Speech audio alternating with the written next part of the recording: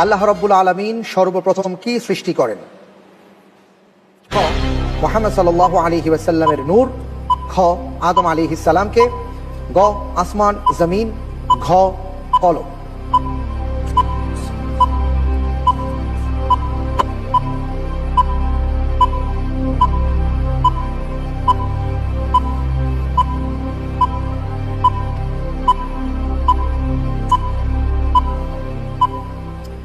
জি আলহামদুলিল্লাহ, আল্লাহ সুবহানাহু ওয়া তাআলা পৃথিবীর সৃষ্টি জগতের মধ্যে সর্বপ্রথম কলম সৃষ্টি করেছেন।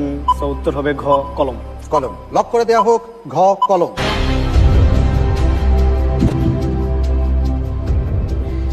আপনি বলছেন কলম। সারা জীবন বিভিন্ন মানুষের কাছে শুনে এসেছি নূরে মুহাম্মদ। মুহাম্মদ সাল্লাল্লাহু আলাইহি সাল্লামের নূর। দেখি আপনার উত্তরের কি অবস্থা। আপনি যে উত্তরটি দিয়েছেন, আল্লাহ তাআলা সর্বপ্রথম কলম সৃষ্টি করেছেন, আপনার উত্তরটি সঠিক হয়েছে। আলহামদুলিল্লাহ। আলহামদুলিল্লাহ, আপনাকে মোবারকবাদ জানাচ্ছি।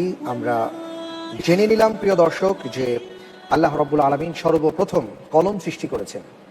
এ প্রসঙ্গে আমাদের মাঝে কথা বলার